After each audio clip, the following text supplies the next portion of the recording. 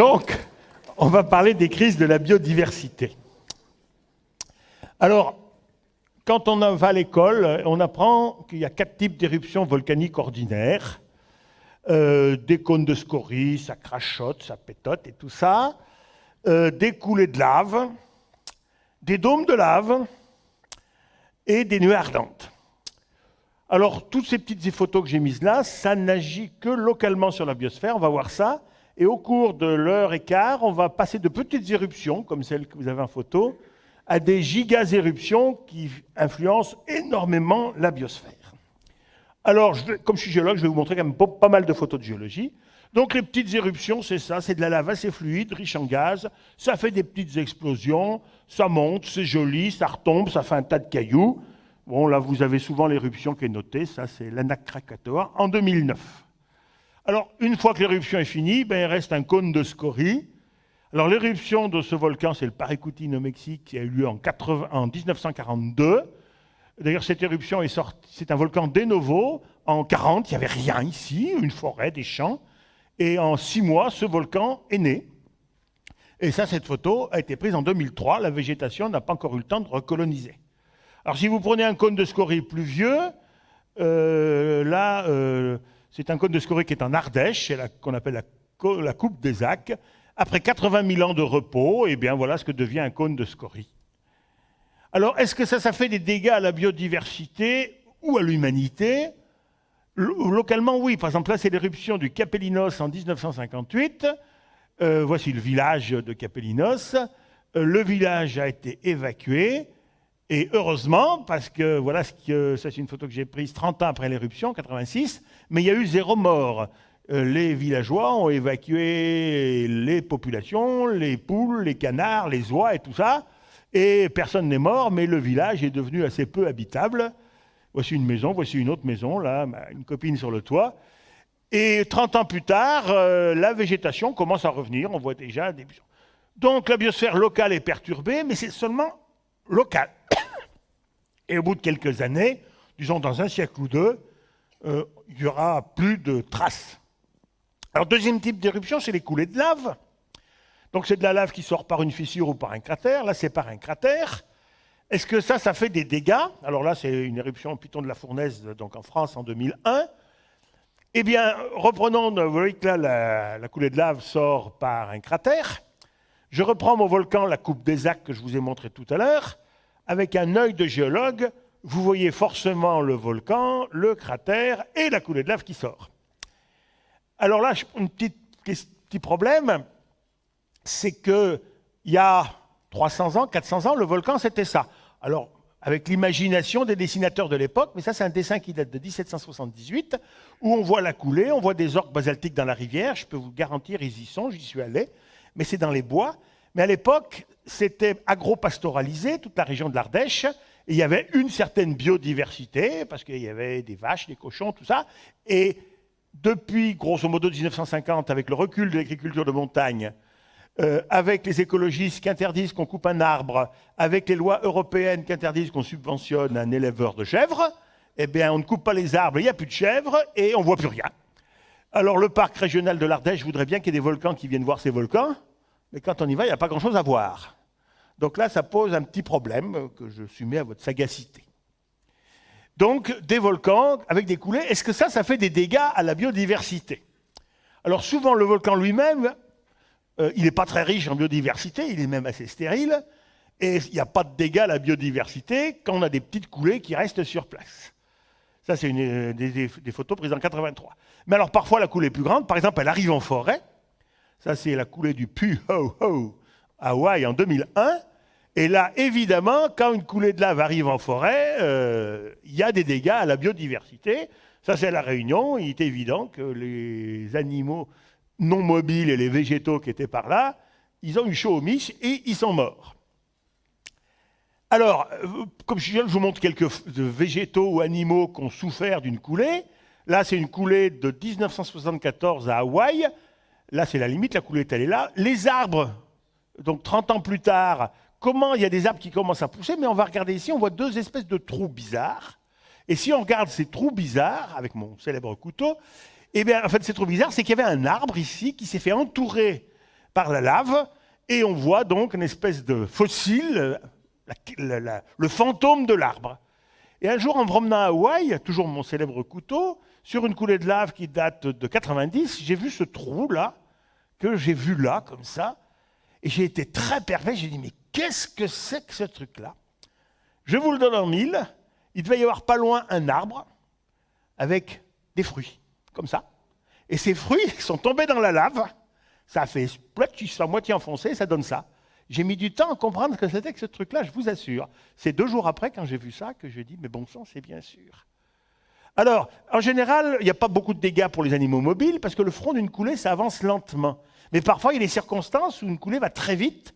C'est le cas de la coulée du Niracongo en 1977, où le front allait à plus de 40 km/h. Un éléphant, ça va vite, mais ça ne peut pas courir très longtemps à plus de 40 km/h. Et la coulée de lave, qui était très fluide et très peu épaisse, a entouré un éléphant, l'a évidemment tué. Et vous avez ici pris en 1980 et ici en 1982 la marque de l'éléphant, avec le squelette de l'éléphant encore dedans. Vous voyez la tête, vous voyez la trompe, les pattes. Donc un éléphant qui n'a pas pu se sauver assez vite. Donc ça peut faire des dégâts. Mais c'est évidemment des dégâts locaux. Alors est-ce que ça fait des dégâts humains, les coulées de lave? Non. Parce qu'en général, on se sauve à temps. Mais ça peut faire des dégâts matériels. Les coulées de lave ne respectent rien. Ni le sabre, ni le goupillon. Alors ici, c'est le sabre. Et vous avez la coulée qui a fait le tour de la gendarmerie de Piton-Sainte-Rose à La Réunion et qui est même rentrée par la fenêtre d'une cellule, sans casser les murs, il est vrai. Mais la prison et la gendarmerie n'est plus utilisable. Donc les coulées ne respectent pas l'autorité. Elles ne respectent pas non plus l'Église catholique, romaine et apostolique. Là, vous avez moi. En 1977, ceux qui m'ont jamais vu jeune, regardez. Je suis quasiment dans la nef d'une église au Mexique que je vous montre en vue aérienne. J'étais à peu près par là. Et là, la coulée a envahi tout le village. Il y a eu 0 mort, pareil. Mais c'était des petites maisons pas très solides. Il ne reste que l'église. Et je pense qu'elle n'est plus utilisable. Donc, les coulées de ce taille-là, ça ne fait pas beaucoup de dégâts, sauf évidemment des dégâts locaux. Alors, le 3e type d'éruption, c'est les dômes de lave. C'est de la lave très visqueuse qui sort. Elle est tellement visqueuse qu'elle ne s'étale pas, ça fait un gros tas. Et sauf si on se met juste sur les bords, il n'y a pas de dégâts. Et pour montrer des dômes comme ça, bien de chez nous, en Rhône-Alpes, je vous montre le Gerbier des Joncs, qui est un super dôme de phonolite, mais qui a quelques millions d'années, alors qu'évidemment, celui-là, il date de 2012. Le 4e type d'éruption qu'on apprend à l'école, enfin qu'on apprenait, puisque maintenant on apprend à souligner les moins importants, comme je dis toujours, c'est les nuées ardentes. Soit parce qu'il y a un dôme qui s'effondre, soit parce qu'il y a des explosions, et vous avez une espèce d'émulsion de gaz et de magma qui avance un peu à la vitesse d'une rivière. Là, elle descend la vallée. Et ça peut faire beaucoup de dégâts parce que le front de la coulée avance, on va dire en moyenne entre 100 et 300 km/h. Et si on n'est pas parti préventivement, une coulée de lave, en général, c'est quelques kilomètres/heure le front, sauf celle qui tue les éléphants. Là, il faut vraiment évacuer à l'avance. Et il n'y a rien à faire pour l'arrêter. Alors ces éruptions peuvent vraiment faire des dégâts extraordinaires. J'ai un copain, astronome, donc un peu inconscient géologiquement parlant, qui travaillait à la Silla. Et la Silla, à l'époque, c'était en 93, il travaillait 3 semaines, ils avaient 1 semaine de vacances. Donc 3 semaines sans week-end, sans rien. Et passé 1 semaine de vacances, je dis tiens, je vais aller voir San Pedro de Atacama, tout ça, il est parti. Il a vu au loin un volcan qui fumait, il y est allé voir. La police a fermé la route 1/4 d'heure après qu'il soit parti. Et il a vu donc ça, et il a pris, ça c'est ce qu'on appelle des panaches pliniens, parce que c'était décrit pour la première fois par Pline le Jeune, en 79 avant Jésus-Christ. Ça c'est les panaches subpliniens, c'est un peu pareil. Celui-là il monte quand même à 25 km de hauteur. Hein. Et alors ce copain s'est approché à 8 km du volcan, totalement inconscient du danger, et je vais vous montrer 11 diapos prises à peu près 1 par minute. Donc vous allez voir, moi je vais les passer en 5 secondes chacune. Hein. Toc, toc, toc, toc. Il a commencé à avoir un peu peur, beaucoup peur, énormément peur, peur à la folie, très très peur, et la nuée ardente s'est arrêtée à 500 mètres de là où il était. Mais par un miraculeux hasard. Donc c'est ça une nuée ardente, il est évident, vous voyez, que ça peut faire des dégâts très très sérieux si on n'a pas évacué à temps. Alors là, j'avoue bien encore une, voilà, il a eu très peur. Alors là, il a commencé, c'est la dernière photo qu'il a prise, ensuite il est rentré dans sa voiture pour partir, mais c'était sur une piste du désert d'Atacama, il ne serait pas allé à 300 ou 200 km/h si la nuée ardente avait voulu venir jusqu'à lui. Donc il serait mort, mais là, tout va bien. Alors, cet même volcan peut faire des explosions, ça c'est à 14h25, on est à 20 km du sommet. Là, c'est à 17h20, on est à 90 km du sommet, là le panache fait 26 km de hauteur. Là, la navigation aérienne du coin a été arrêtée. Alors ça, quand on habite au coin, ça peut faire des dégâts parce que des fois ce panache s'effondre et ça fait ce que je vous ai montré avant, ça fait ça, donc les trucs qui nous viennent dessus. Et si ça arrive sur une ville ou sur une forêt, c'est terrifiant. Alors là, c'est une île, l'île de Palué. Il y a une petite éruption de ce type-là en 2012-2013.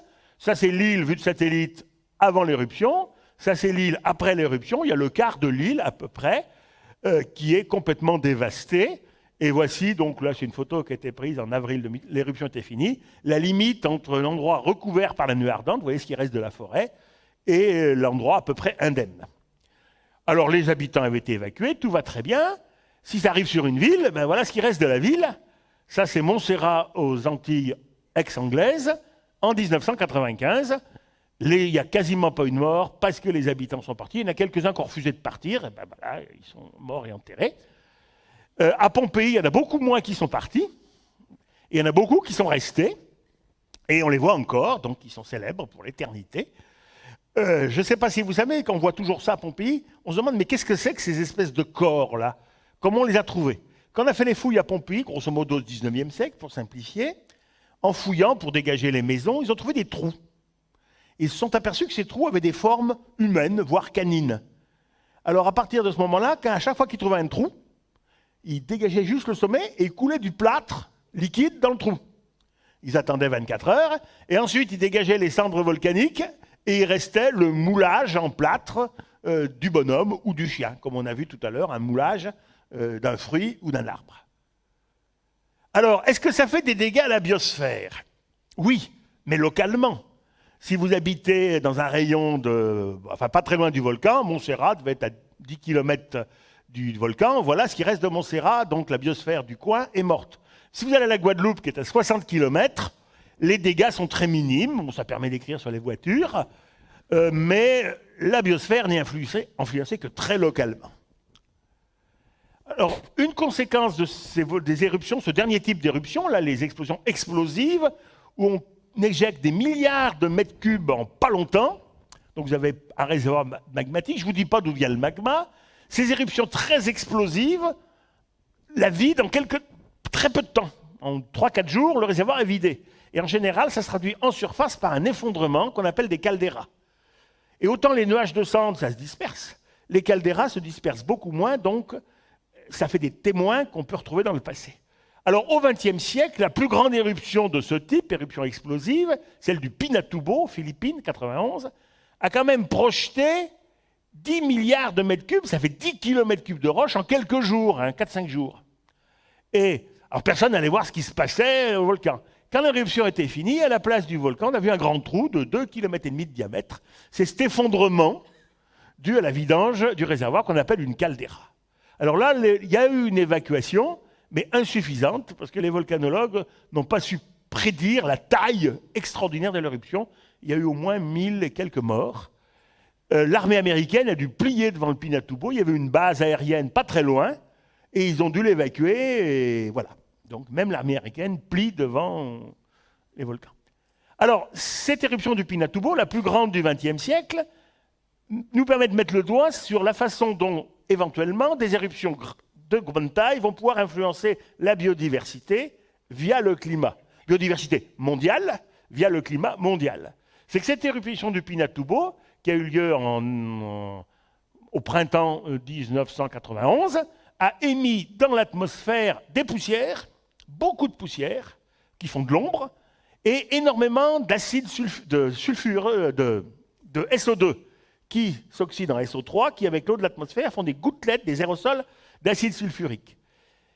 Et ces aérosols d'acide sulfurique, c'est très blanc, et ça réfléchit énormément la lumière du Soleil. L'albédo de la Terre augmente considérablement. Donc, l'eau de l'atmosphère devient blanc, il réfléchit le Soleil, il y a de la poussière qui fait de l'ombre. Le résultat, c'est qu'au sol, il fait plus froid. Et la température moyenne de la Terre a baissé de 0,6 degrés pendant 2 à 3 ans après l'éruption du Pinatubo. C'est le forçage dont parlait M. David il y a 2-3 jours, quand il a parlé des crises de la biodiversité. Alors là, vous avez ce que devient le nuage, la densité optique. L'éruption a lieu aux Philippines, donc ici. Un mois après tout ça, vous avez l'opacité, si je puis dire, de l'atmosphère. Ça, c'est donc en juin. Là, c'est en août. Vous voyez que ça se répand. Mais en août 91, jusqu'en janvier, j'arrive pas à lire ici, en janvier 94, donc pour quelques années, 3 ans, cette opacité s'est répartie sur toute la planète. Voici l'état pré-éruptif. Donc l'opacité est très faible. Même 3-4 ans après l'éruption, l'atmosphère a une certaine opacité et il arrive moins d'énergie au sol, d'où la baisse de température, qui n'a pas fait de crise de biodiversité, sauf évidemment localement. Alors, conclusion, ce que je vous ai montré, c'est des éruptions ordinaires. J'ai pu vous en montrer des photos, parce qu'il y avait des gens qui prenaient des photos quand elles ont eu lieu. Grosso modo, c'est 20e siècle, fin du 19e, début du 21e. Ça peut gêner les gens, mais ça a des conséquences que locales et ou temporaires sur la biosphère. J'ai mis, il n'y a pas de quoi de fouetter un chat. Alors, des volcans, c'est impressionnant, ça permet aux gens de faire des beaux films, mais pour la biodiversité, effet nul. Biodiversité globale. Est-ce qu'on peut faire mieux? Ou moins bien, enfin, plus grand. Donc, c'est la question, en plus de ces éruptions ordinaires qui arrivent plusieurs fois par an ou par siècle, est-ce qu'on peut faire mieux? Alors, on était dans le volcanisme explosif, on va rester dans le volcanisme explosif et on reviendra au volcanisme avec de la lave tout à l'heure.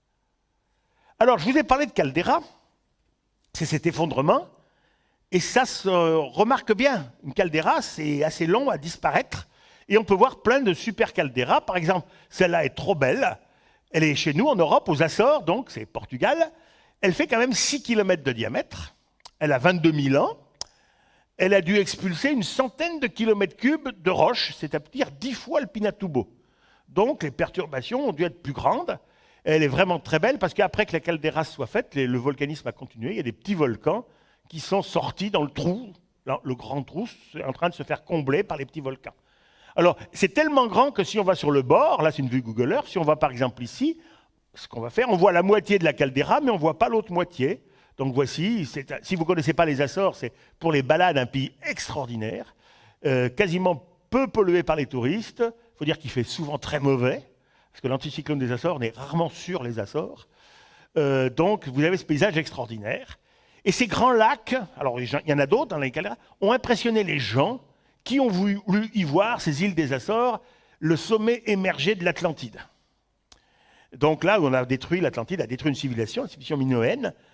Et par exemple, si vous connaissez Black et Mortimer, l'énigme de l'Atlantide, je ne sais pas s'il y est allé ou si c'est renseigné, mais vous avez par exemple ce magnifique dessin du lac des 7 cités dans Black et Mortimer.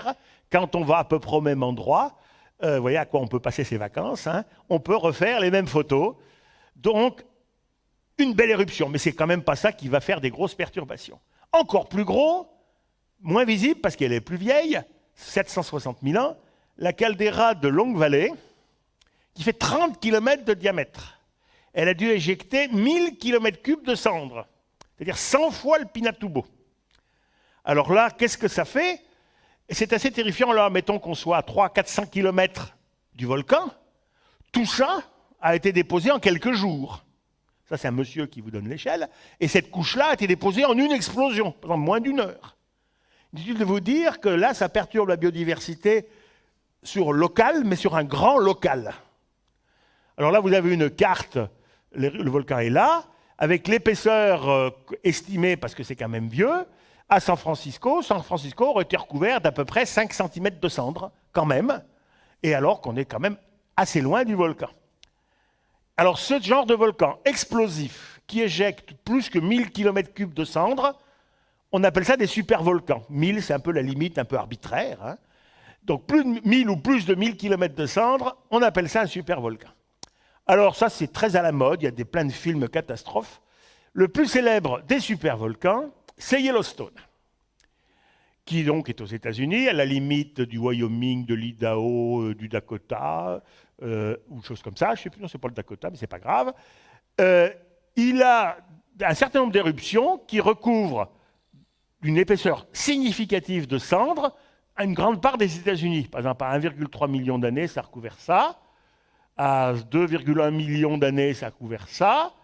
Et la plus grande, c'est il y a 630 000 ans, donc 0,6 millions d'années, ça a couvert tout ça. Alors, si ça arrive, bon, outre que ça va vraiment perturber la biodiversité dans la moitié des États-Unis, toutes ces grandes plaines-là, c'est un des greniers à blé et à céréales de l'humanité. Donc, l'agriculture mondiale va être éminemment perturbée, et ça fera une crise, on va dire, socialo-économique assez terrible, parce que la production agricole de l'humanité va drastiquement baisser pendant quelques années. Alors, est-ce que ça risque de nous arriver dessus quand c'est la prochaine? Si on regarde depuis 2,1 millions d'années, eh bien, les éruptions, c'est 2,1, 1,3, 0,63. C'est-à-dire que les éruptions comme ça, c'est à peu près tous les 600 à 800 millions d'années. Et la dernière, c'est il y a 600 millions d'années. Donc la prochaine est pour bientôt. Si ça continue comme ça. Ce qu'évidemment, je ne sais pas. Alors, des supervolcans, donc plus d'1 million de 1000 km3 pulvérisés en quelques jours, qui font des calderas et tout ça, on en connaît 6 depuis 1 million d'années. Donc Longue Vallée que je vous ai montré, Yellowstone, Valles Caldera, Hera, Topo et Toba. Et je vais vous parler de celui que j'ai mis en rouge, Toba, qui est sur l'île de Sumatra. Et là, on va commencer à arriver aux perturbations sérieuses. Alors, c'est le plus gros supervolcan des 6 que je vous ai donné. Il n'a que 73 000 ans. Il y avait déjà des Homo sapiens à l'époque. Il est en Indonésie. La caldeira fait 30 km sur 100 km, comme ça. Et le volume des cendres émises, c'est 2800 km3, 300 fois le Pinatubo. Je rappelle que le Pinatubo a fait baisser la température de presque 1 degré pendant 2-3 ans. Là, c'est 300 fois le Pinatubo. Je ne dis pas que les réactions sont linéaires, mais ça a dû faire des choses. Alors les géologues se donnent à cœur joie, ils font la carte où est-ce qu'il y a des cendres. Par exemple, dans la caldeira, il est retombé 400 mètres d'épaisseur au fond de la caldeira. Je crois que c'est à 100 km, il y a entre 50 et 150 mètres d'épaisseur de cendres à 100 km du volcan. Et les cendres sont allées très loin, on les retrouve en mer, il y a des ponces flottées qu'on retrouve à Madagascar, c'était quelque chose d'énorme. Et l'éruption était très brève, les spécialistes disent que ça attend 1 ou 2 semaines, on va dire. Et grosso modo, ce jaillissement qui sortait pour faire ces grands panaches, c'était du genre de 8 millions de tonnes par seconde qui sortaient. Alors il y a des gens, on en parlait hier avec je ne sais plus qui disaient c'est extraordinaire, la fusée Saturne V brûle 3 tonnes d'hydrogène par seconde, c'est vrai, c'est extraordinaire. Là, c'est 8 millions éjectés par seconde, et pendant 2 semaines. Alors, est-ce que ça fait des dégâts constatables? On peut faire des simulations climatiques, et d'après les simulations climatiques, si vous regardez la température, 0 c'est la température normale, on voit que la température est descendue de 20 degrés pendant une dizaine d'années par rapport à la normale. Vous imaginez, actuellement, l'humanité, les vaches, les animaux sauvages, les lapins, les fleurs, tout ça, 20 degrés de moins pendant 5-10 ans, c'est sûr que ça va faire une sacrée crise de la biodiversité. Et pourquoi tout ça? C'est parce que l'albédo a dû augmenter, les poussières, les aérosols renvoient l'énergie du soleil vers l'espace, l'albédo est très fort, la température est très faible. Alors ça, c'est des modèles. Est-ce que c'est vrai? Est-ce que ça a fait ça? Alors là, c'est de la vraie géologie. Par exemple, vous prenez une tourbière en Haute-Saône, faites une carotte dans la tourbe, il y a des pollens, et vous regardez les pollens, il y a une certaine quantité de pollen, et juste au moment de l'éruption de Toba, ça chute drastiquement. C'est pareil pour le nombre de genres d'arbres dans le sud de l'Italie, c'est fait également avec des pollens. Juste au moment de l'éruption du Toba, il y a une chute drastique. Alors attention, faut se méfier, c'est que c'est le début de la mise en glace de la dernière glaciation indépendante. Elle arrive pour des raisons astronomiques, la glaciation. Et malheureux hasard, cette éruption géante coïncide avec la mise en glace. Donc dans cette chute de la biodiversité locale, française, italienne. Il y en a une part qui est due à Toba et une part qui serait due à la mise en glace, et je ne peux pas faire la part des choses. Alors, encore plus fort, les généticiens, en analysant l'ADN des différentes populations humaines, arrivent à estimer le nombre d'Homo sapiens qui se sont reproduits, donc on a encore des descendants actuels, qui vivaient à une époque donnée. Alors qu'est-ce que c'est que des populations humaines? Par exemple, si on prend la France, si on n'a pas beaucoup de budget, il y a deux populations en France, indigènes de France, c'est les Français, je dirais, normaux, et les Basques, qui, on ne sait pas d'où ils viennent, mais ils viennent d'ailleurs, ils ont d'ailleurs une langue totalement différente, totalement non indo-européenne, c'est une autre population que les Français, comme moi par exemple. Si on veut raffiner, on mettra les Basques, les Méditerranéens, les Celtes, les Flamands, ça dépend. Donc les gens ont fait ça pour toute la Terre, et si par exemple ils allaient en Amérique, eh ben, ils ne le faisaient pas, parce qu'en Amérique, il y a 80 000 ans, il y a 70 000 ans, il n'y avait personne. Donc ils l'ont fait en Afrique, en Europe, en Asie, en Indonésie, en Australie, ça dépend, parce que les Australiens sont à peu près arrivés en Australie à cette époque-là. Et avec des raisonnements de biologie que je suis incapable même de comprendre, donc encore moins de valider ou d'invalider, ils pensent qu'il y a 80 000 ans, donc juste avant l'éruption du Toba, la population mondiale d'Homo sapiens, dont il reste des descendants, c'est entre 100 000 et 1 million d'années. C'était vraiment pas beaucoup. Et en analysant le génome, ils sont aperçus ce que les généticiens appellent un goulet d'étranglement, à un moment où cette population, qui était, mettons, de 1 million d'individus, s'est réduite à quelques milliers. Avec leurs calculs génétiques, ils nous disent que c'est entre 70 000 et 80 000 ans. Et on dit, mais bon sang, c'est juste pendant l'éruption du Toba. Donc c'est le goulet d'étranglement-là qui correspond, aux barres d'erreur près, à l'éruption du Toba. Et il y a beaucoup de gens qui croient les biologistes, moi je suis incapable de ni les croire ni les pas croire, alors je signale. Et c'est ce qu'on appelle la catastrophe de Toba, qui a failli tuer l'humanité. Au moins l'humanité Homo sapiens. Néandertal, on ne sait absolument pas ce que ça leur a fait, puisqu'ils n'ont plus de descendants vivants.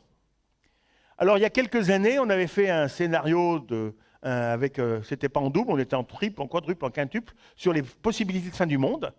Alors tout dépend de ce qu'on appelle la fin du monde, est-ce que c'est la fin de la galaxie, la fin de la Terre? Et là, ça a failli être la fin de l'humanité, au moins. Ils ont dû en baver. Alors ça, c'était les coulées explosives, les explosions, les super volcans explosifs. Est-ce qu'il existe des super volcans, pas trop vieux qu'on puisse voir, mais type coulée de lave?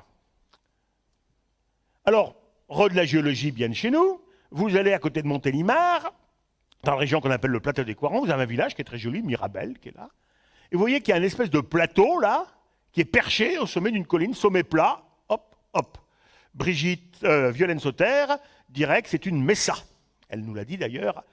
Non, c'est sur les comètes qui parlaient de mesa. Et puis, Violaine, il y en a deux qui ont parlé de mesa. Et si on voit ce que c'est que cette mesa, c'est des coulées de basalte qui reposent sur des calcaires, des marnes en dessous. Alors comment, là c'est des vieilles gravures du 19e siècle, vous avez la coulée de basalte qui repose sur des calcaires et des marnes et des roches parfaitement normales. Alors comment on a fabriqué ce genre de paysage? Alors en carte géologique, vous avez les roches parfaitement normales, des calcaires, des marnes, et perchées sur les collines, vous avez ces coulées de basalte. Pour les profs de SVT, c'est ce qu'on appelle des coulées inversées. Alors comment ça se fabrique? Vous aviez il y a quelques millions d'années une vallée très large, vous la remplissez de coulées de lave, la coulée de lave se refroidit, et vous érodez. Mais comme le basalte est plus difficile à éroder que le reste, la coulée de lave ne bouge pas, mais vous l'érodez, elle se retrouve perchée. Alors donc, Montélimar est juste là, les Coirons, c'est là. Et le volume émis, c'est 5 à 10 km3 de basalte. Alors on ne sait pas en combien de temps, moins d'1 million d'années, et plusieurs fois, ça c'est sûr, mais ça pourrait être 50 000 en 100 000 ans. Mais ça fait déjà, si ça s'est fait en 2-3 fois, un beau volume de lave, comme ça. Alors, plus grand, 3 fois plus grand, 3 fois plus large, 3 fois plus long, et 3 fois plus haut. Donc en volume, ça fait a priori 27 fois plus important. Voilà, en coulée, la surface de cette coulée, c'est quelque part en Patagonie du Sud. Alors si vous allez là au bord, vous voyez un empilement de coulées. Là, ça commence, ça va être un empilement. 1, 2, 3, 4, 5, 6. Vous ne savez pas en combien de temps ça a été émis, mais vous avez 6 coulées superposées, au moins, sur, je ne sais pas, 300 mètres d'épaisseur. Et ça fait ce grand plateau. Alors, le problème de ce grand plateau, c'est qu'on se promène, on ne voit rien. Comment voir d'où vient le basalte qui a fait ce plateau? Alors là, c'est le grand plateau. Et ici, le plateau est continué, mais il a été érodé. Et on peut très bien aller se promener sous l'ancien plateau. On ne voit plus le plateau puisqu'il est érodé, mais on voit par où est arrivée la lave qui l'a alimenté. Là, j'ai mis des traits. On va aller voir donc, le cheminement par où est arrivée la lave. Eh bien, la lave, elle arrive par des fissures. Elle est arrivée par des très grandes fissures, très longues, et la lave est montée. Alors, vous en avez une là, vous en avez une autre là. Là, vous avez un groupe de profs en train de faire de la géologie. Il y a des profs qui, pendant leurs vacances et à leurs frais, se recyclent en géologie. C'est évidemment pas l'Éducation nationale qui les paye.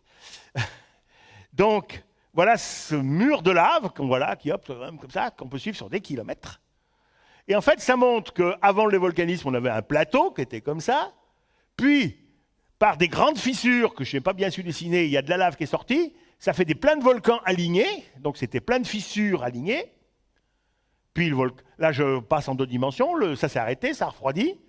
Il y a la cheminée d'alimentation. Mais vous voyez que la cheminée d'alimentation d'un volcan, c'est beaucoup plus une fissure. Dans les mauvais livres pour enfants, la cheminée d'un volcan, c'est une espèce de tuyau. Ça, ce n'est pas la réalité. C'est de la com'. La réalité, c'est que c'est des fissures, en général.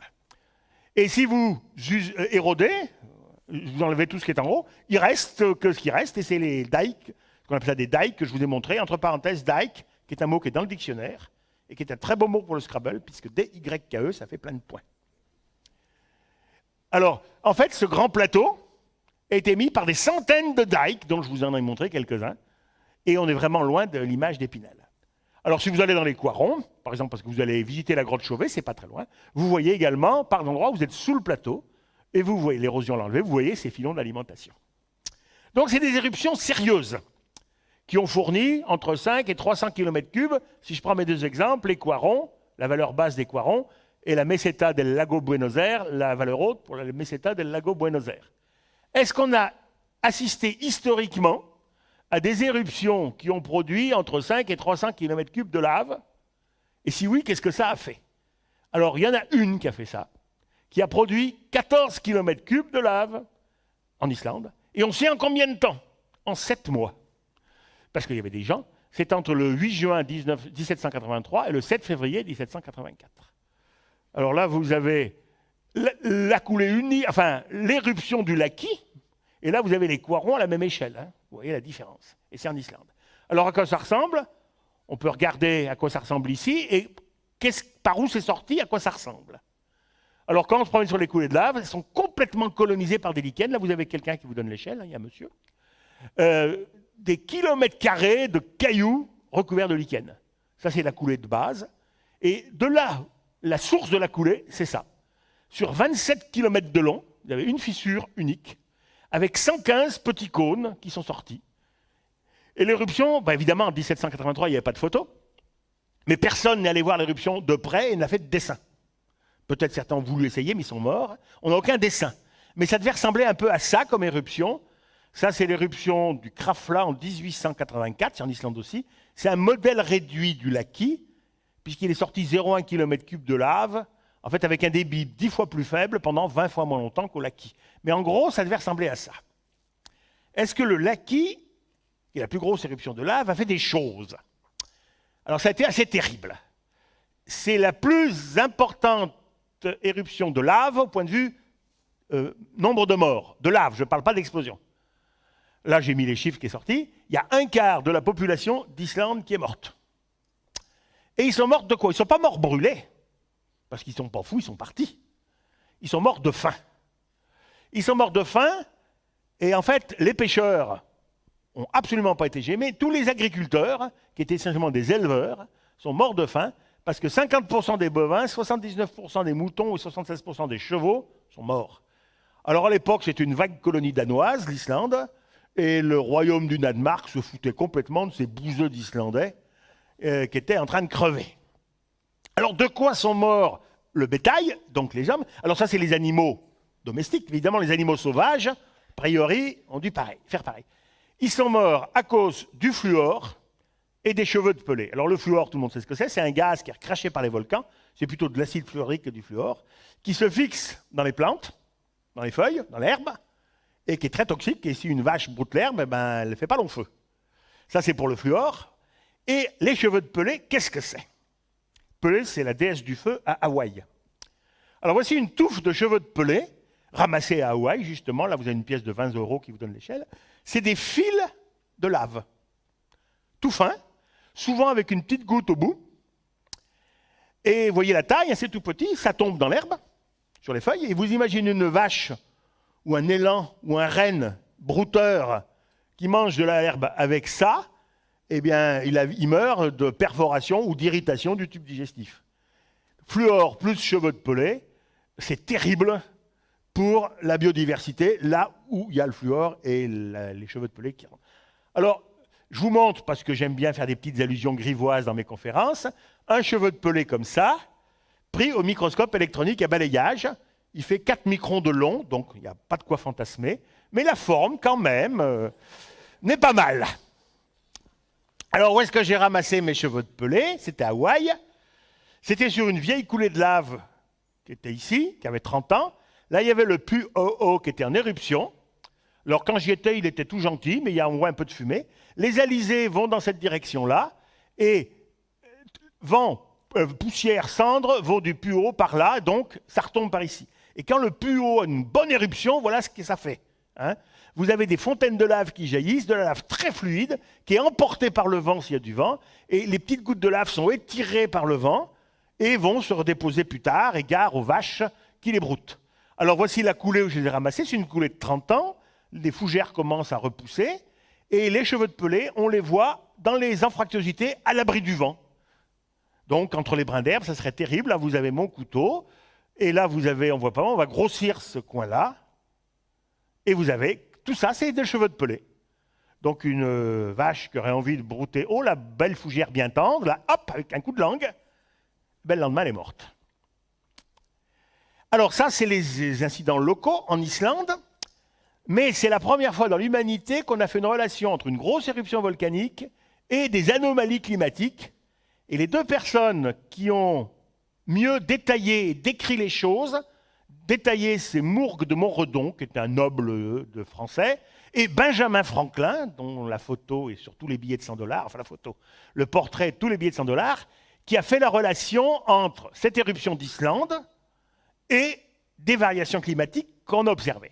Alors voilà par exemple un truc paroissial, je vais vous le lire, c'est dans ce qu'a écrit M. Montredon, c'est une paroisse d'Eure-et-Loire en 1783. Dès le mois de juin, il s'est levé pendant 2 mois, les matins et pendant les journées, des brouillards extraordinaires dont l'odeur, alors il y a des fautes d'orthographe, mais j'ai retranscrit, l'odeur est étoile très fétide. Ils ennuient prodigieusement aux productions de la terre, en sorte que les blés ont mal fleuri et peu grainé. Ils n'ont pas fait beaucoup de grains. La récolte a été médiocre, en sorte qu'il a fallu 4 nombres de gerbes pour donner un septier de blé très moucheté. Les terres du fort, eau faible, n'ont produit que 10 nombres. Là, il y a une égalité. Les riches et les pauvres frappaient de la même façon.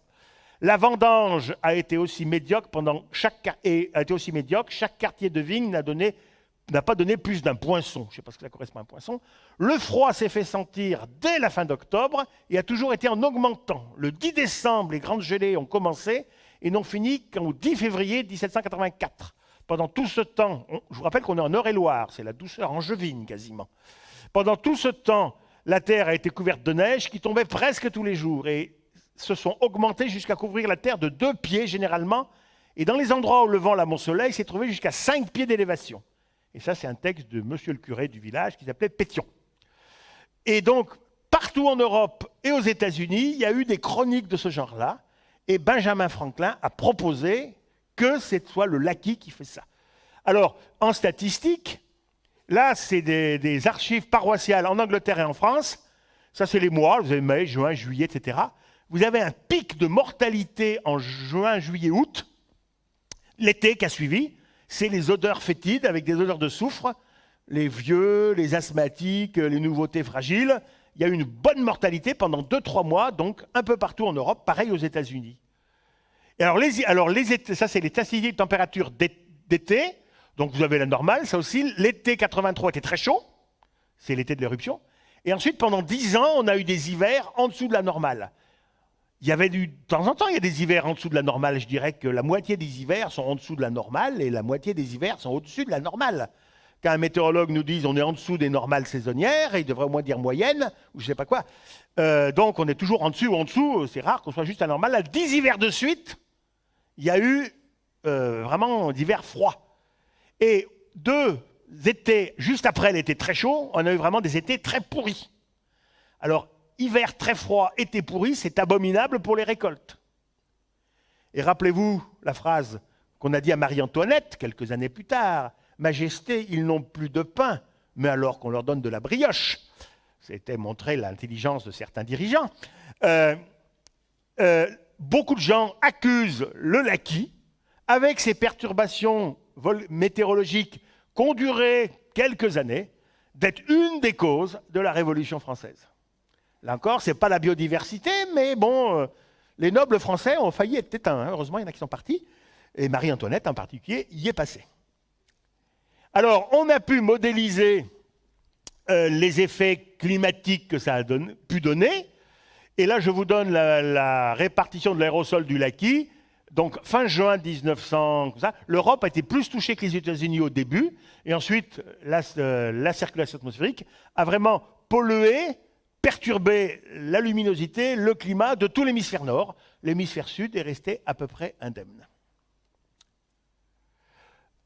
Alors, quelle heure il est? Bon, ça va. Donc, ça, on a vu des petits volcans, des gros volcans, des super-volcans. Est-ce qu'il y a mieux? Encore mieux.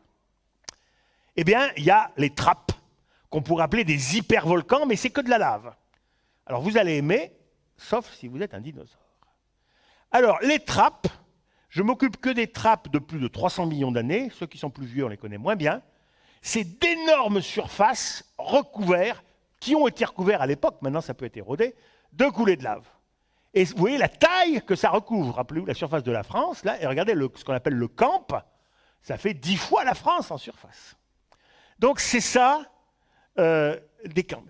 Et on sait que c'était toutes ces énormes surfaces de lave, qui sont sur les continents ou sur les océans, ont été mis en temps très bref. Alors géologiquement très bref, c'est quelques millions d'années, ça peut être 2-3 millions d'années. Hein. Les trappes du Décan, c'est 2 millions d'années. Une énorme masse de lave en très très peu de temps. Alors à quoi ça ressemble des trappes? Eh bien c'est des centaines de coulées de lave empilées les unes sur les autres. Rappelez-vous les Quarons, rappelez-vous la Meseta del Lago Buenos Aires, c'était quelques-unes, là c'est des dizaines et des dizaines. Alors entre parenthèses, trappe, qu'est-ce que ça veut dire?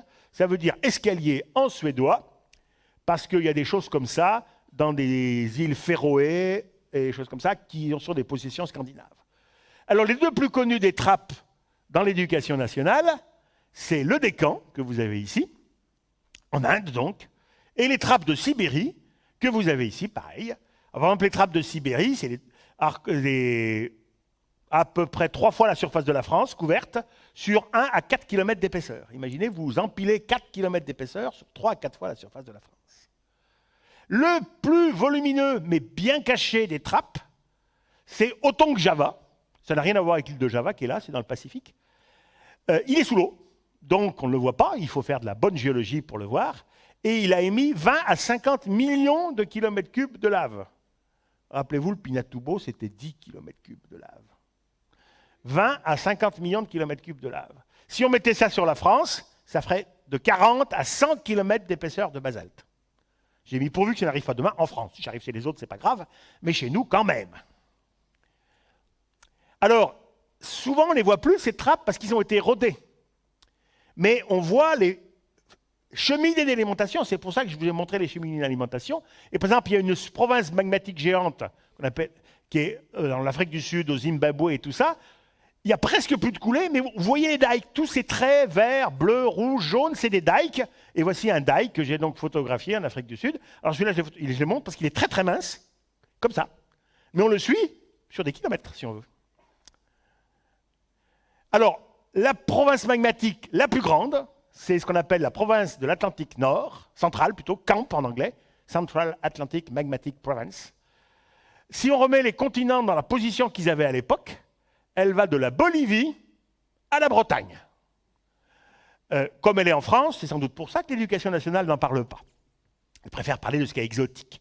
Et il y a 2 endroits où on en voit en France, en Bretagne et dans les Pyrénées. Si vous voulez voir du camp, demain, vous pouvez prendre votre voiture et vous allez dans les Pyrénées, vous en verrez. Il y en a. Alors là, je vous montre, il y en a beaucoup en Guyane aussi, alors c'est même en Guyane, il y en a vraiment beaucoup. C'est la France, mais l'éducation nationale, ils ne pensent pas trop. Alors voilà, en Bretagne, ce que c'est, vous avez une crique, et bien si vous regardez, ça c'est des gneiss des micaschistes, ça c'est des gneiss des micaschistes, et ça c'est des dolerites basaltiques qui datent du camp, donc qui ont 200 millions d'années. Alors ces provinces magmatiques géantes, depuis 300 millions d'années, quand est-ce qu'il y en a? Ben, il y en a assez pas mal, vous voyez, il y en a 1, 2, 3, 4, 5, 6, 7, 8, 9, 10, 11, 12. 12 en à peu près 300 millions d'années. Il n'y a pas de rythmicité évidente, c'est comme ça. Bon, il y a des provinces magmatiques géantes. Vous savez que, on sait depuis au moins 250 ans, à quelle heure j'ai commencé? La nuit, donc ça va, qu'il y a des animaux qui disparaissent. Par exemple, des trilobites, des mammouths, des ammonites, ça c'est des végétaux qui ont disparu, ça c'est un dinosaure, il y a des animaux qui ont disparu. Et on sait que cette disparition n'est pas aléatoire, c'est pas quelconque. En gros, ce qu'on appelle le bruit de fond, il y a 10% des genres qui disparaissent tous les millions d'années. Donc c'est normal. Alors des fois plus, des fois moins. Puis ça, c'est l'enregistrement des fossiles. Alors ça vaut ce que ça vaut. Mais en gros, il y a 10% des genres qui disparaissent tous les millions d'années. Et depuis 300 millions d'années, il y a 3 trucs indiscutables qui dépassent bien sûr du bruit. C'est cette limite-là, qu'on appelle la limite Permo-Trias. Cette limite qu'on appelle Trias jurassique, et c'est là Crétacé-Tertiaire. Ça correspond au changement d'air, parce que les géologues du 19e siècle ont bien vu que les fossiles à droite et à gauche n'étaient pas les mêmes. Donc, c'est là qu'ils ont placé les limites des airs. Donc, il y a des disparitions, des renouvellements de faune, des crises de biodiversité. C'est là, en genre, 60% des genres et 90% des espèces fossiles ont disparu. Ça n'a pas été la fin de la vie sur Terre, mais on n'en était pas très loin. Alors, on peut essayer de faire coller ça et ça. C'est ce que j'ai fait. Donc, eh bien, vous voyez que les 3 grandes extinctions, il y a une province magmatique géante. Je l'ai mis en vert. Il y a celle d'Emsisheim, c'est une province, mais elle est tellement près de la Sibérie qu'on ne sait pas trop. Donc, 100% des crises sont dues à des provinces magmatiques géantes, où il y a des provinces magmatiques. 100%, ça serait bien, là c'est 3 sur 3. Statistiquement, c'est moins significatif. Mais enfin, 3 sur 3. Par contre, il y a plein de provinces géantes qui ne font pas de crise de la biodiversité. Alors, il y en a des gens qui disent si ça en fait, s'ils veulent faire une droite, etc. Mais moi, ça, je considère que c'est dans le bruit de fond. Donc, il y en a qui ne font rien et il y en a qui font. Et c'est ça la grande question. Pourquoi, des fois, il semble que le volcanisme fasse quelque chose, et puis, des fois, le volcanisme ne fait rien. Alors, d'abord, pourquoi le volcanisme ferait quelque chose? Imaginez une éruption volcanique très grande, mais de durée instantanée. C'est pour un modèle simplifié. Ça c'est le temps, en échelle logarithmique. Donc, ça c'est 1 mois, 1 an, 10 ans, 100 ans, 1000 ans, 10 000 ans, 100 000 ans, 1 million d'années, 10 millions d'années, etc. Pendant, on va dire 1 an ou 2, il y a des poussières. Ça fait de l'obscurité et du froid. Pendant une dizaine d'années, il y a les aérosols de sulfate. Ça fait du froid parce que ça augmente considérablement l'albédo. Mais au bout d'une dizaine d'années, si j'ai une éruption ponctuelle, ça disparaît. Le volcanisme, ça crache énormément de CO2. Donc il y a un pic de CO2 et le CO2 monte. Mais ensuite, l'excès va se diminuer parce que la dissolution dans l'océan, les calcaires, tout ce que vous voulez. Donc rapidement, là ça fait 100 000 ans. Hein,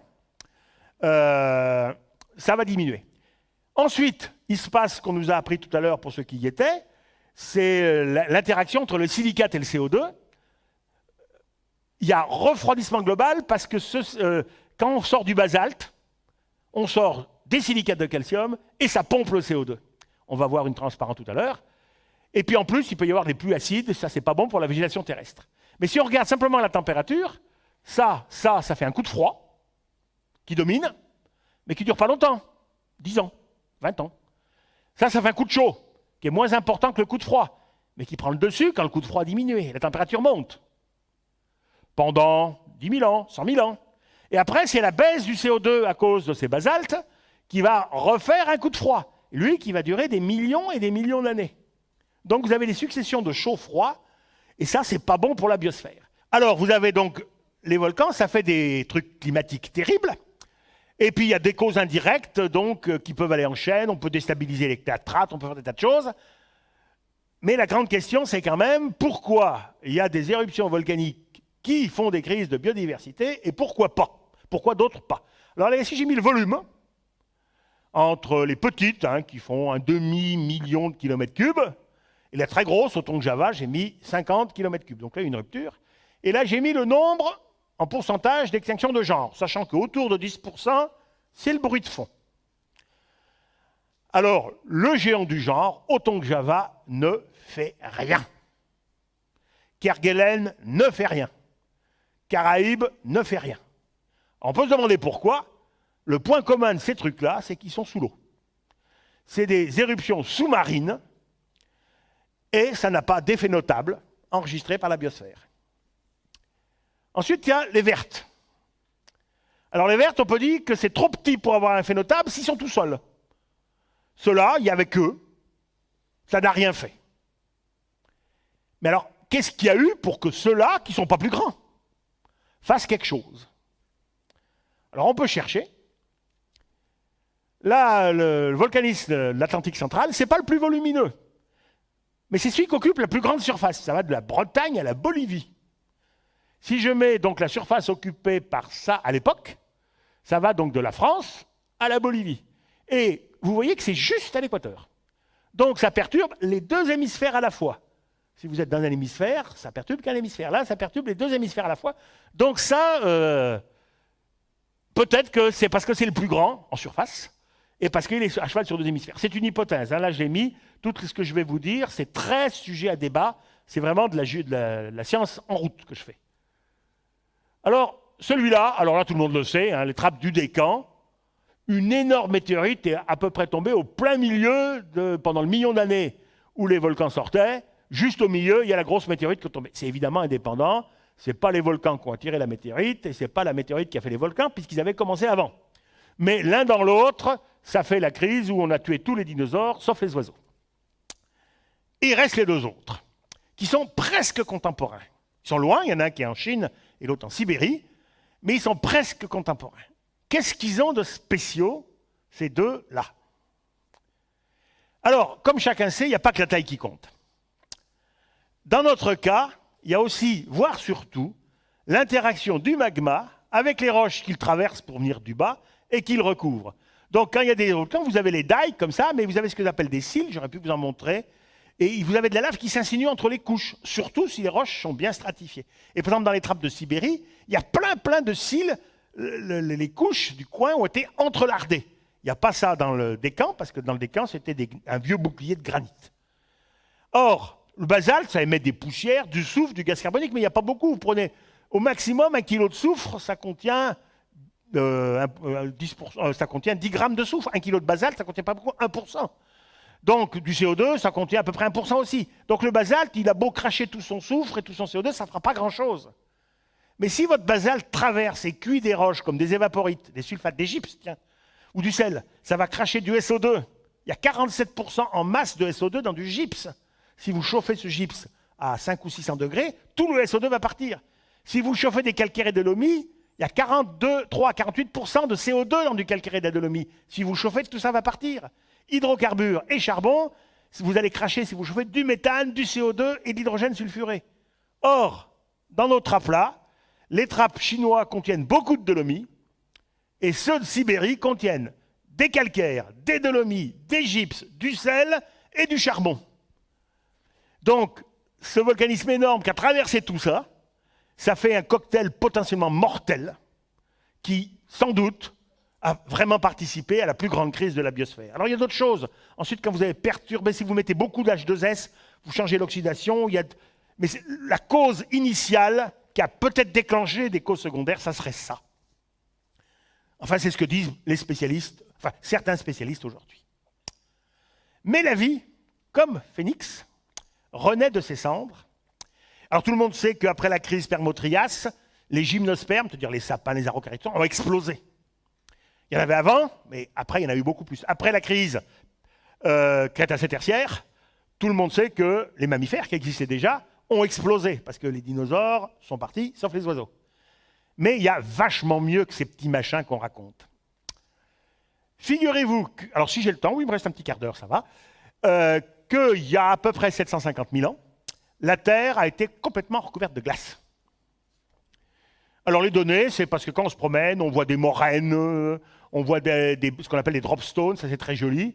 Vous avez des sédiments au fond de la mer, c'est tout mou, et il y a un gros caillou, plouf, qui est tombé dans les sédiments mous.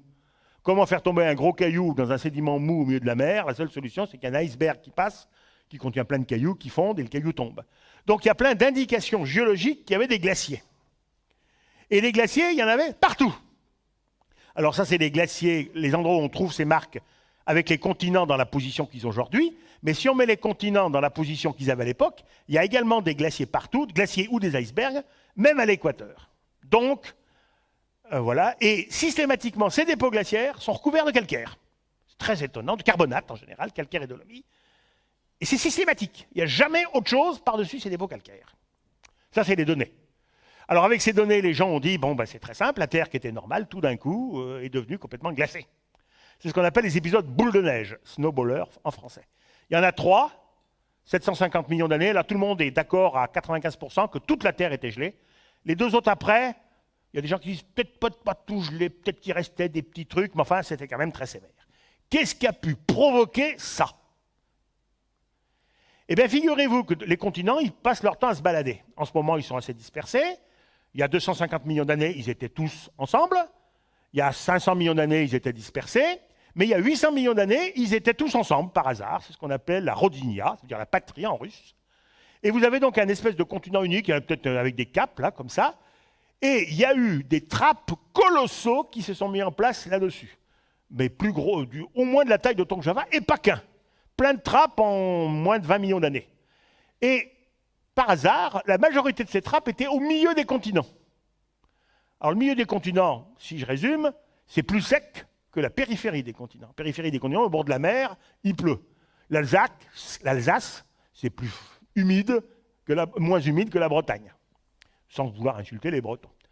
Donc, éruption volcanique énorme. Ça a dû faire une crise de biodiversité terrible. Mais il y a 750 millions d'années, il n'y avait que des unicellulaires. Et les fossiles unicellulaires ne permettent pas bien de voir combien de genres ont disparu, parce que les fossiles unicellulaires, ce n'est pas facile à bien distinguer.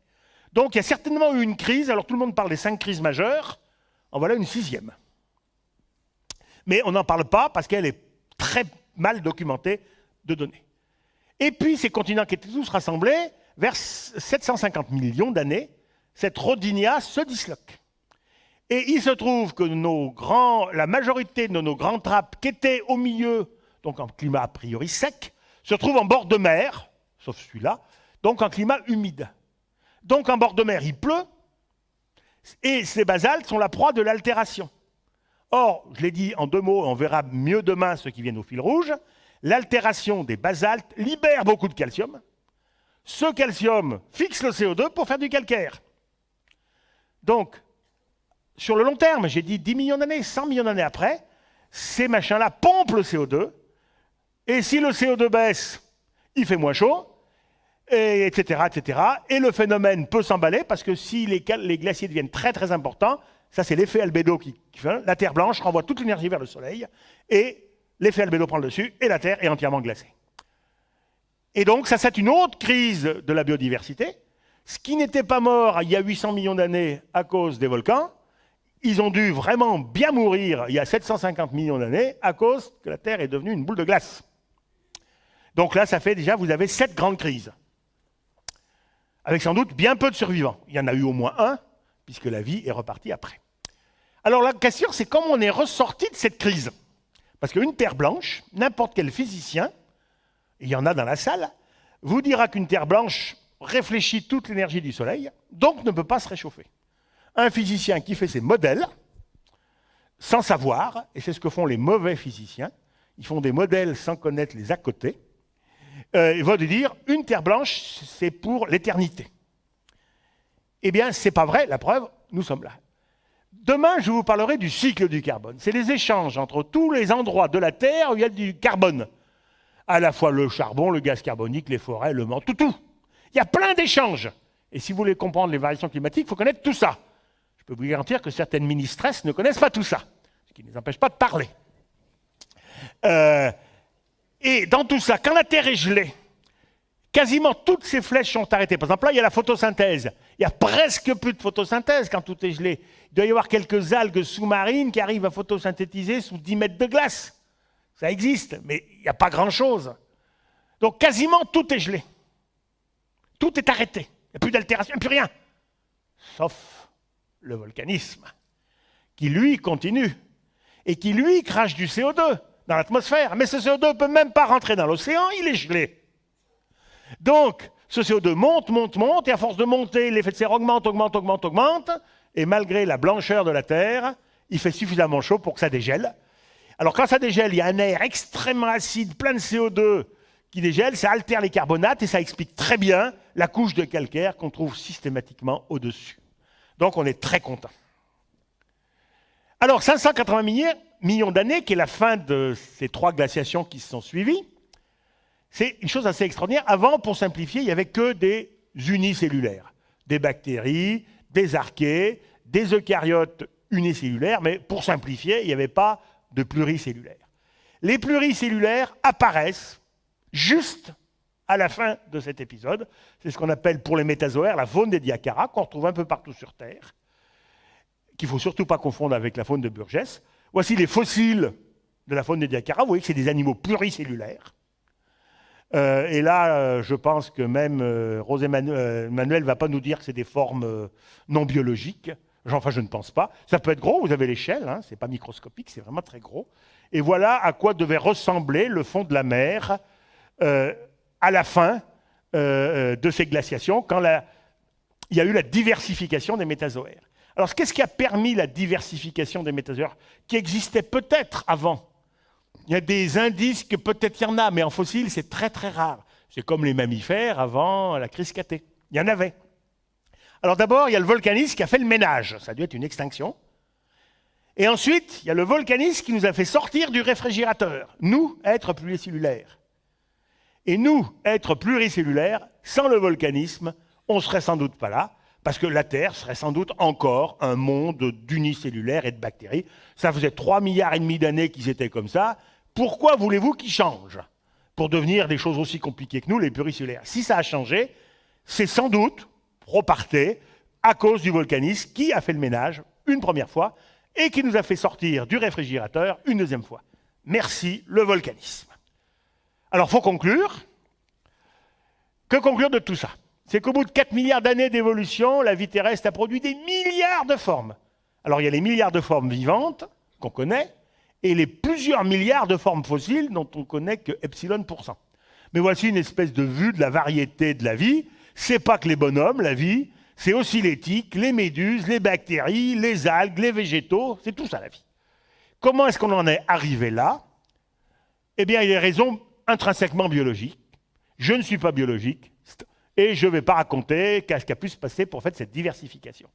Mais en plus des raisons biologiques, il y a des raisons extrinsèques à la vie et à son fonctionnement, et liées à son environnement terrestre et extraterrestre, si on tient compte de la météorite qui a peut-être participé à l'extinction des dinosaures non aviens.